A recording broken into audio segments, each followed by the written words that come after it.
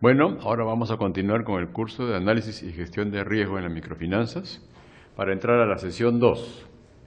En esta sesión lo que quiero es mostrarles una estructura.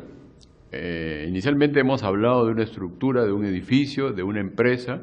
Ahora vamos a hablar de una estructura financiera, porque vamos a entrar al negocio de las entidades financieras. Esta es una estructura de un balance. Para mí, esta es la mejor forma de expresar cómo se estructura, valga la redundancia, una institución financiera. Porque aquí no solamente tenemos las famosas y a grandes rasgos las cuentas contables, sino además tenemos áreas de negocios, áreas de actividad, áreas donde la institución financiera puede hacer su estrategia o además puede hacer, como vamos a hacer ahora, su identificación de riesgos, que es parte del propósito del curso. Entonces, si miramos esa hoja de balance, aquí tienen una resumida con las principales cuentas agregadas y las agrupamos esas cuentas, ¿no?, por grandes grupos, podemos identificar 4.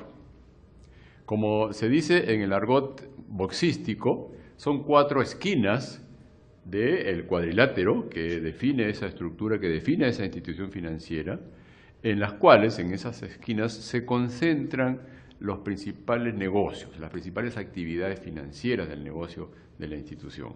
Entonces, la esquina inferior derecha, para mi gusto, frente a la pantalla, es la más importante de una institución financiera si queremos que ésta perdure en el tiempo de manera sólida y creciendo, como hemos explicado en la sesión introductoria, porque aquí se registran primero las cuentas de patrimonio, las cuentas que le dan fortaleza, digamos así, espaldas financieras, para soportar las otras 3 esquinas de la estructura financiera o contable de la empresa. Y además, aquí en el patrimonio vamos a empezar a cuantificar los impactos, como hemos comentado también antes, de las estrategias de negocios o las estrategias o los impactos de riesgo de crédito que vamos a analizar con las herramientas del curso. Entonces, esa esquina es la más importante. Pero, pasando a los otros 3 grandes grupos de cuentas, sería importante o valioso que podamos comentarlas para ver cómo eso se define en una estrategia de una institución financiera y para después entrar a la estrategia crediticia.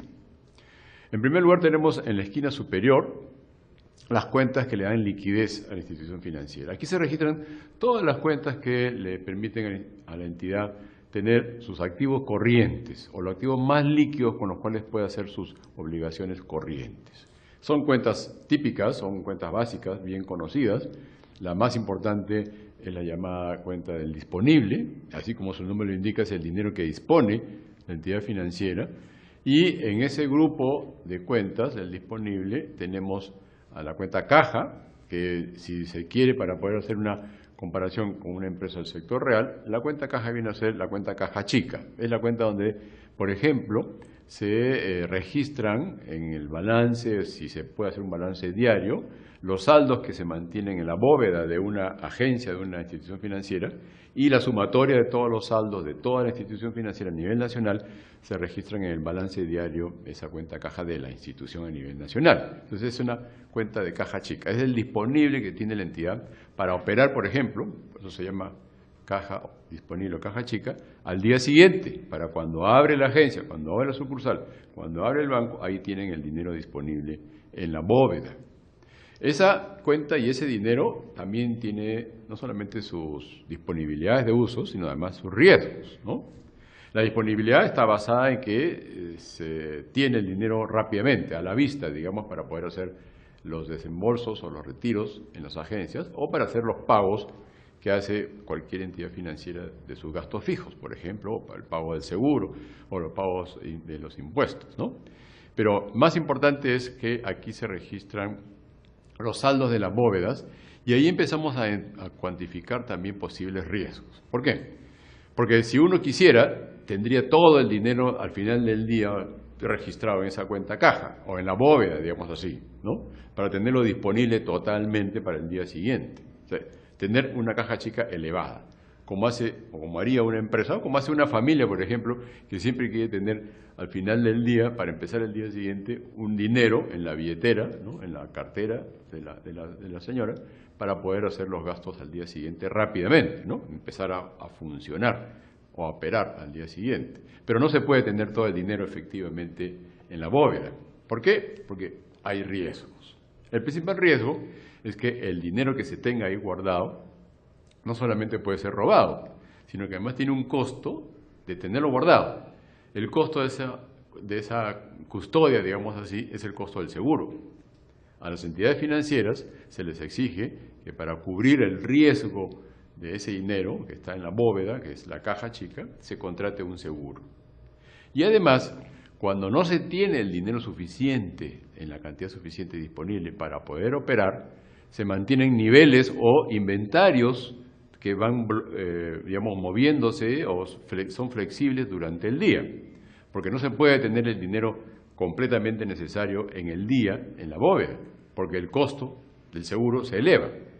Las primas de seguros se definen o se cuantifican en función del volumen que se está asegurando, y si tenemos 50 millones de soles, la prima de seguro será más alta que si tenemos 2 millones de soles. Entonces, el mínimo de la caja chica que se debe mantener está en función no solamente del costo del seguro, no solamente del riesgo de que sea robado, sino que además de la disponibilidad del dinero que se requiere. Entonces, hay una tecnología que debe ser medida para definir no solamente la disponibilidad de dinero, sino el costo y el riesgo de tener ese dinero. Por tanto, esa cuenta caja nunca es elevada. Si ustedes ven un balance, un registro contable de la cuenta caja es más o menos la más pequeña de todas.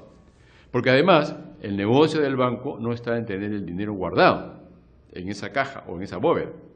El negocio del banco viene más abajo, en los activos donde se hacen operaciones de créditos. Entonces, la importancia de esa cuenta, no solamente como liquidez, como disponible, sino como riesgo y como costo, debe ser medida por la estrategia del banco, la estrategia que define la gerencia general o el directorio según los niveles, ¿no?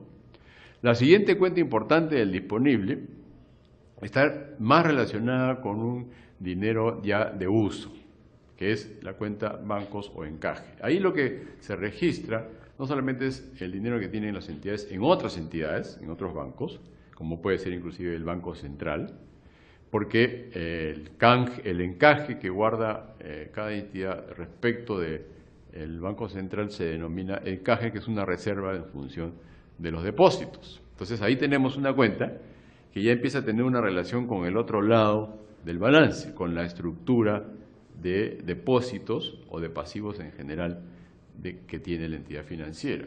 Entonces, el encaje o la cuenta, el saldo que se registra en esa cuenta de encaje, está en función de la estructura de depósitos. Entonces, la cuenta del encaje, como dije, tiene una proporción sobre los depósitos o sobre los pasivos que tiene la institución financiera. Es decir, la manera como se fondea la entidad financiera va a definir cuánto se registra de dinero en esa cuenta de encaje, ¿no? Aquí empieza a aparecer otro tipo de costo o de riesgo, si se quiere, también a la vez, en el negocio de la entidad financiera. El principal costo es que, al haber reservado parte de los depósitos y registrado en esa cuenta el disponible, tiene que estar ahí disponible. Por tanto, no está disponible, valga la redundancia, para colocar, para hacer un crédito. De ahí viene el costo, ¿de acuerdo? Ese dinero está ahí guardado. El Banco Central tiene una remuneración, felizmente, más o menos aceptable, pero no está disponible propiamente para colocar, aunque se registra como un dinero disponible. Se pone como disponible porque está disponible para que el banco, que tenga ese dinero ahí guardado en el Banco Central, en encaje, lo pueda utilizar en una emergencia, pero solamente en caso de emergencia, no es para hacer negocios. Y el costo, o el otro lado de esa cuantificación del encaje, el costo viene dado porque al ser dineros que están guardados, ¿no es cierto?, lo que implica o lo que cuesta, para ponerlo en términos más sencillos, captar esos depósitos va a tener una tasa más elevada en la proporción del dinero que esté guardado, ¿de acuerdo? Eso lo podemos calcular de manera matemática, pero en concreto el encaje determina que el costo de los fondos se eleve en función de esa proporción. La otra cuenta importante es el canje, que es una cuenta que se deriva de los depósitos a la vista, que no tiene mucha incidencia en el riesgo de crédito, pero podemos mirarla para poner las cuentas de liquidez específicamente. De ahí vamos a entrar ya en materia más concreta del curso, que es la cartera de créditos. Y como se ve en el balance, los 4 o los 5 principales registros, 4 operativos y 1 no operativo, son los que están en la pantalla, ¿no? La cartera de crédito en general se subdivide en 4 rubros. La cartera vigente es la cartera que se está recuperando, que los clientes están pagando de manera normal, según los plazos establecidos. Esa debe ser la cuenta más grande, ahí deben registrarse la mayor cantidad de saldos del día o de saldos del balance de toda la institución financiera. Pero cuando la cartera se empieza a atrasar, cuando ya no es vigente, cuando se pasa los días que tienen que pagarse los créditos, empieza a registrarse en la cartera vencida. La vencida registra los saldos entonces que tengan más de los días permitidos en el plazo del crédito. Por ejemplo, un crédito de consumo que se pasa de 8 al 9º día que no se paga es un crédito vencido. Entonces, el saldo se deduce, se reduce en la parte de la cartera vigente y se pasa a registrar en la cartera vencida que tenga más de 8 días, a partir del 9º día. En el caso de los créditos hipotecarios, por ejemplo, ese cambio, esa modificación de la vigente a la vencida es a partir de los 30 días y cada tipo de crédito tiene un periodo de vigencia que es el que define si se mantiene como registro vigente o pasa a ser registro vencido. Por tanto, en la medida en que veamos un balance de una fecha, un día, o de una quincena, o de un mes, y lo vemos durante otros periodos hacia adelante, y el saldo de la cartera vigente disminuye y se incrementa la cartera vencida, estamos empezando a ver una cartera de crédito que tiene riesgo de recuperación. Una cartera que ha sido otorgada a clientes diferentes, ojalá la mayor diversificación posible, porque como hemos visto, para diversificar el riesgo, pero que se está atrasando de manera muy corriente, muy normal, muy frecuente, porque la vencida está aumentando y la vigente se está disminuyendo. Ahí empezamos a tener ya un problema de riesgo. Y normalmente en la literatura, aun cuando en las normas también, pero no debería ser así, la proporción de la cartera vencida sobre el total de la cartera es la llamada mora o morosidad. Así es como se identifica, por ejemplo, el primer ratio financiero importante. Entonces, como quedamos, el ratio de morosidad simple, de manera muy contable, digamos así, que se utiliza a veces para decir el riesgo de crédito en una institución financiera, es el que calcula la proporción de la cartera vencida respecto de la cartera total de créditos. Porque en la cartera vencida, como dije, se registran los saldos de aquellos créditos que se pagan fuera del plazo convenido. Normalmente eso sucede cuando la estructura, ahora estamos hablando no solamente de la formación, sino el negocio del crédito, o la estructura de créditos, los diferentes tipos de créditos y de calificaciones o de clientes o operaciones de crédito, es malo. Para que eso no suceda entonces, hay que modificar esa estructura, hay que modificar la estrategia, hay que hacer mejores negocios de créditos, ¿no? Pero no solamente eso es una salida o una solución. También hay posibilidades que están permitidas por la normatividad de la superintendencia para, por ejemplo, refinanciar los créditos, ¿no? Y esos son registrados en una cuenta diferente, no se registran como créditos vencidos, tampoco como créditos vigentes. Al ponerlos como refinanciados se está mostrando que parte de los créditos tienen problemas. No sabemos si son malos o buenos. Al final, lo que sí sabemos es que se han refinanciado porque no se han podido cumplir en el plazo pactado los pagos o las cuotas de los créditos. ¿De acuerdo? Entonces, en la medida en que la cuenta o el saldo de esa cuenta refinanciada también se incremente con el paso del tiempo, si miramos varios balances, estaremos viendo que la cartera de créditos tiene problemas o riesgos de crédito o que la estructura de negocios no está siendo bien definida o gestionada. Otra posibilidad, que es mucho más fuerte o ya mucho más terminal, digamos así, es la cartera reestructurada, que registra aquellos créditos que entran a un proceso de reestructuración, que entran a un proceso de liquidación o de reestructuración contable, como se conoce el proceso que se sigue por Indecopi. Hay créditos en los bancos, en las instituciones financieras, que tienen que ser registrados en esa cuenta porque están en ese proceso, ¿no? De liquidación o de junta de acreedores o de venta de activos. Son salidas que se están buscando para que los créditos han sido vencidos, que han sido refinanciados, no sean perdidos finalmente, sino que alguna parte se pueda recuperar. Y ahí pasamos a la cuarta cuenta, a la quinta cuenta importante, que es una cuenta no operativa, que es la cartera que está en cobranza judicial.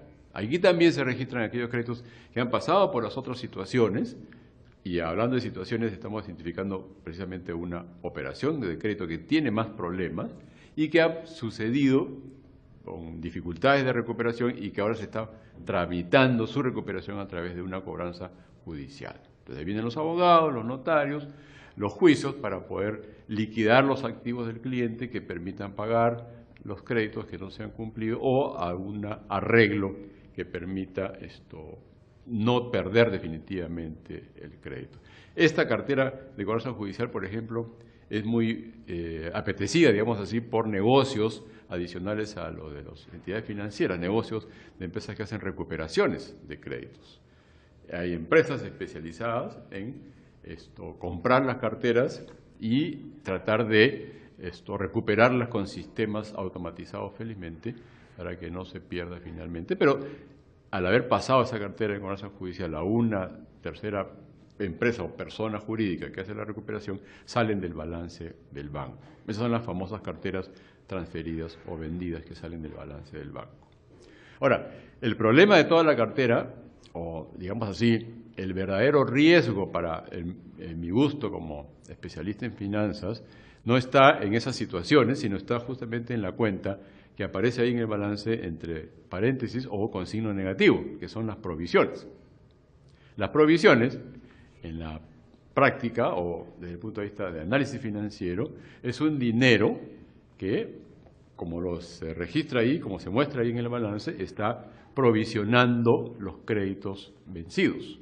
Es una reserva de dinero que se ha guardado para los casos en que los créditos vencidos sean cada vez más vencidos o que los plazos de vencimiento se alarguen y no llegar a la cobranza judicial, a la refinanciación o a la pérdida total. Entonces, estamos hablando que es un dinero, primero, que registra en términos negativos el saldo de la cartera de créditos. Por tanto, si la cartera de créditos es muy alta, pero lo que se registra en esa cuenta, entre paréntesis, es también muy alto, la cartera neta o la verdadera cartera o el verdadero negocio que está haciendo la institución financiera desde el punto de vista neto puede ser muy pobre si es que el saldo es muy reducido.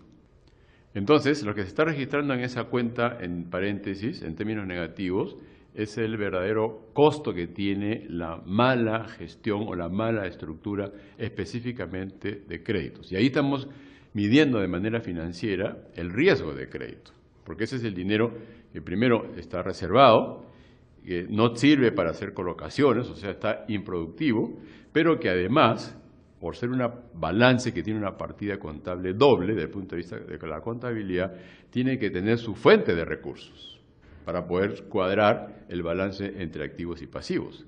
¿Qué quiere decir esto? Que si tenemos mucho dinero registrado en esa cuenta negativa de provisiones, vamos a necesitar esa cantidad de dinero también en el pasivo. O sea, vamos a tener que recurrir a depósitos para poder cuadrar el balance. Entonces ahí tenemos un doble costo o un doble riesgo. ¿Cómo nos enfrentamos al mercado de los depositantes, de los ahorristas, a pedirles que pongan sus ahorros o sus depósitos para cubrir una mala gestión de la cartera de créditos o para reservar ese dinero en las provisiones que están cubriendo la cartera mala o improductiva? De tal manera que estamos asumiendo que nuestra gestión es negativa o no tiene buenos resultados, pero estamos pasando el riesgo de esa mala gestión a los depositantes, a los que nos van a dar los fondos. Y ahí viene el riesgo más importante de una institución, porque como dije al principio, la palanca que maneja una institución está en función de cuántos depósitos o recursos de terceros necesita para hacer su negocio. En la medida en que necesite mucho para cubrir este riesgo de crédito de los depósitos, está poniendo muy poco de capital propio. Entonces, estamos haciendo, en alguna medida, dependiente de recursos de terceros, pero desde el punto de vista financiero, insolvente desde el punto de vista del patrimonio, porque se van a requerir cada vez más pasivos para poder cuadrar el balance y no mucho más patrimonio.